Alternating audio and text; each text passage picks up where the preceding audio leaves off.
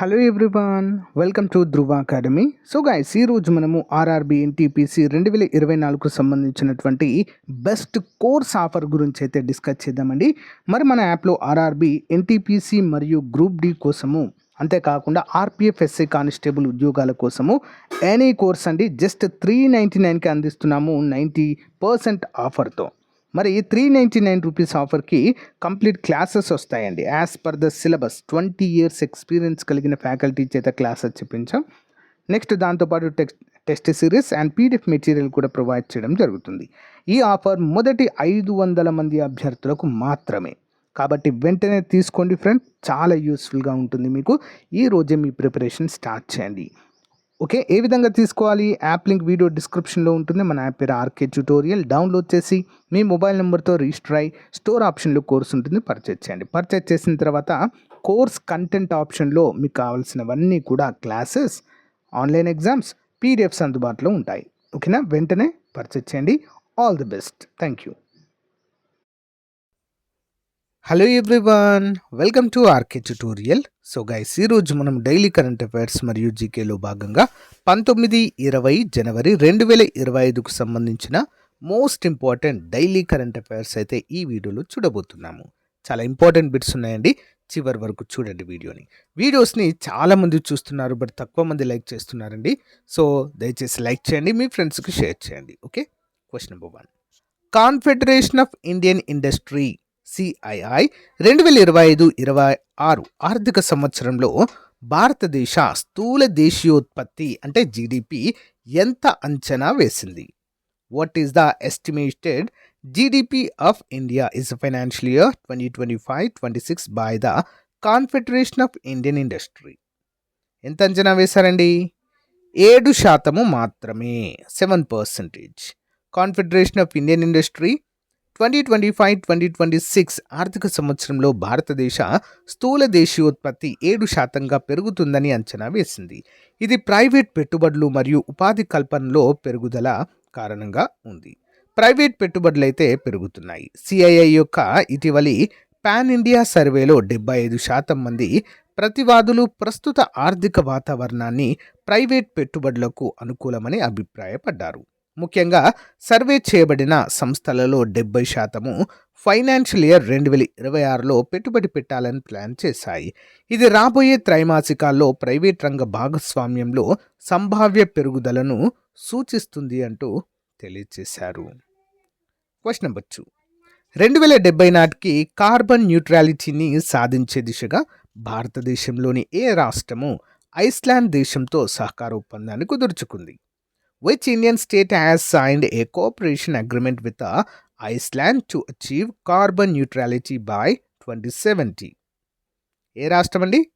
Uttarakhand. Okay, చూద్దాం. 2070 నాటికి carbon న్యూట్రాలిటీని సాధించే దిశగా ఒక ముఖ్యమైన అడుగులో ఉత్తరాఖండ్ ప్రభుత్వము రాష్ట్రంలోని భూ ఉష్ణ సామర్థ్యాన్ని వినియోగించుకోవడానికి భూ ఉష్ణ శక్తిలో ప్రపంచ అగ్రగామి ఐస్లాండ్తో సహకారాన్ని ప్రారంభించింది. ఈ భాగస్వామ్యము ఉత్తరాఖండ్లోని విస్తారమైన భూ ఉష్ణ వనరులను అన్వేషించడం, స్థిరమైన ఇంధన మార్గాలకు లేదా పరిష్కారాలకు మార్గం సుగమం చేయడం లక్ష్యంగా పెట్టుకుంది. ఐస్లాండ్కు చెందిన వెర్గిస్ కన్సల్టింగ్ ఇంజనీర్లతో అవగాహన ఒప్పందం ద్వారా భారతదేశంలో పునరుత్పాదక ఇంధన వనరుల అభివృద్ధిలో కీలకమైన మైలురాయిని సూచిస్తూ విద్యుత్ ఉత్పత్తికి భూ ఉష్ణ శక్తిని వినియోగించుకునేందుకు రాష్ట్రము సిద్ధమైనట్లుగా తెలియజేశారు. నెక్స్ట్ 1. ప్రారంభ ఖోఖో ప్రపంచ కప్ 2025లో పురుషుల మరియు మహిళల టైటిల్స్ రెండింటిని కైవసం చేసుకున్న దేశం పేరేంటి? Which country won the both the men's and women's title in the inaugural kho kho world cup 2025? ఎవరండి? ఇండియా. ఓకే, న్యూఢిల్లీలోని ఇందిరాగాంధీ ఎరీనాలో జరిగిన 13 నుంచి 19 వరకు జరిగిన ప్రారంభ ఖోఖో ప్రపంచ కప్ 2025లో పురుషుల మరియు మహిళల టైటిల్స్ రెండింటిని కైవసం చేసుకోవడం ద్వారా భారతదేశం చరిత్ర సృష్టించింది. ఈ మైలురాయి ఈవెంట్లో 6 ఖండాల్లో 23 దేశాలు ఉన్నాయి. ఇందులో 20 పురుషులు మరియు 19 మహిళల జట్లు వేగవంతమైన 7A సైట్ ఫార్మాట్లో పోటీ పడ్డట్లుగా తెలియజేశారు. నెక్స్ట్ 1. ప్రతిష్టాత్మక 2025 వరల్డ్ మాన్యుమెంట్స్ వాచ్ లిస్టులో చేర్చిన మూసీ రివర్ హిస్టారిక్ బిల్డింగ్స్ ఏ రాష్ట్రంలో ఉన్నాయి? In which state are the Musi river historic buildings which have been included in the prestigious 2025 world monuments watch list located? ఎక్కడండి? తెలంగాణ. ఓకే. న్యూయార్క్కు చెందిన వరల్డ్ మాన్యుమెంట్స్ ఫండ్ చొరవతో హైదరాబాద్లోని మూసీ రివర్ హిస్టారిక్ బిల్డింగ్స్ ప్రతిష్టాత్మక 2025 వరల్డ్ మాన్యుమెంట్స్ వాచ్ లిస్టులో చేర్చబడ్డాయి. ఈ భవనాల ఎంపిక మూసీ నది క్షీణత మరియు నగరంలో వేగవంతమైన పట్టణాభివృద్ధితో సహా కొనసాగుతున్న పర్యావరణ సవాళ్ల మధ్య మరి వాటి సంరక్షణ యొక్క తక్షణ అవసరాన్ని హైలైట్ చేస్తుంది. వారసత్వ పరిరక్షణ మరియు పర్యావరణ సుస్థిరత రెండింటికి ప్రయత్నాలను మిళితం చేస్తూ నదిని మరియు దాని వారసత్వ నిర్మాణాలను పునరుద్ధరించడానికి తెలంగాణ ప్రభుత్వం చురుకుగా కృషి చేస్తున్నప్పుడు ఈ గుర్తింపు ఒక క్లిష్టమైన దశలోకి వస్తుంది. ఈ చొరవ గురించి కీలక వివరాలైతే ఇందులో మనకు తెలియచేయడం అయితే జరిగింది. Okay, next one. ఇటీవల భౌగోళిక గుర్తింపు పొందిన వర్జిన్ కోకోనట్ ఆయిల్ దేశంలోని ప్రాంతంలో ప్రసిద్ధి. Virgin coconut oil which has recently been granted geographical indication is a famous in which part of the country? ఎక్కడండి? అండమాన్ నికోబార్ కేంద్రపాలిత ప్రాంతంలో. ప్రధానమంత్రి నరేంద్ర మోదీ జనవరి 19, 2025న తన 118వ ఎపిసోడ్ మన్ కీ బాత్లో అండమాన్ మరియు నికోబార్ దీవులలో వర్జిన్ కొబ్బరి నూనె ఉత్పత్తిలో పాల్గొన్న మహిళల సాధికారతను హైలైట్ చేశారు. ఓకేనా? స్వయం సహాయక బృందాలు మరియు మార్కెటింగ్ మరియు బ్రాండింగ్లో ప్రత్యేక శిక్షణ ద్వారా గిరిజన సంఘాలను ఆర్థికంగా బలోపేతం చేయడం ఈ చొరవ లక్ష్యము. మరి నికోబార్ జిల్లా నుండి వర్జిన్ కోకోనట్ ఆయిల్కు ఇటీవల జియోగ్రాఫికల్ ఇండికేషన్ ట్యాగ్ ప్రపంచ వేదికపై స్థానిక ఉత్పత్తులను ప్రోత్సహించడంలో ఒక ముఖ్యమైన మైలురాయిగా పేర్కొన్నారు. ఇక మనం అండమాన్ నికోబార్ గురించి కనుక చూసినట్లయితే ఇటీవల సుభాష్ చంద్రబోస్ గారి జన్మదినోత్సవం సందర్భంగా గత సంవత్సరంలో మరి ఏం చేశారంటే అక్కడ ఉన్నటువంటి కొన్ని దీవులకు మరి ప్రముఖ భారత జాతీయోద్యమ నేతలకు పేర్లైతే పెట్టడం అయితే జరిగింది. ఓకేనా? అంతేకాకుండా పోర్ట్ బ్లెయిర్ పేరును కూడా, పోర్ట్ బ్లెయిర్ ఏంటండి? ఈ యొక్క అండమాన్ నికోబార్ దీవుల యొక్క రాజధాని. ఓకేనా? శ్రీ విజయపుర అనేటువంటి పేరును కూడా మార్చడం అయితే జరిగిందండి. ఇవి రెండు గుర్తుంచుకోవాలి, important points. Okay. Central reserve police force director జనరల్గా ఇటీవల నియమితులైన అధికారి పేరేంటి? Who was recently appointed as the director general of the central reserve police force CRPF? Answer option A, Gyanendra Pratap Singh. జనవరి 18, 2025న భారత ప్రభుత్వం అస్సాం, మేఘాలయ క్యాడర్కు చెందిన 1991 బ్యాచ్ ఇండియన్ పోలీస్ సర్వీస్ అధికారి జ్ఞానేంద్ర ప్రతాప్ సింగ్ను central reserve police force director జనరల్గా నియమించింది. అస్సాం డైరెక్టర్ జనరల్ ఆఫ్ పోలీస్గా పనిచేస్తున్న సింగ్ తక్షణమే తన కొత్త పాత్రను స్వీకరిస్తారు. అతని పదవి కాలము నవంబర్ 30, 2027న తన పదవి విరమణ వరకు, తదుపరి ఉత్తర్వుల వరకు కొనసాగించబడుతుంది లేదా పొడిగించబడుతుంది. Next one. సింగపూర్ ప్రభుత్వ ఆధ్వర్యంలోని ఇన్స్టిట్యూట్ ఆఫ్ టెక్నికల్ ఎడ్యుకేషన్తో ఇటీవల అవగాహన ఒప్పందం కుదుర్చుకున్న యంగ్ ఇండియా స్కిల్ యూనివర్సిటీ ఏ రాష్ట్రంలో ఉంది? In which state is the young India skill university which recently signed a memorandum of understanding అంటే MOU with the institute of technical education under the government of Singapore located? Answer option ఏ, తెలంగాణ అండి. చూద్దాం.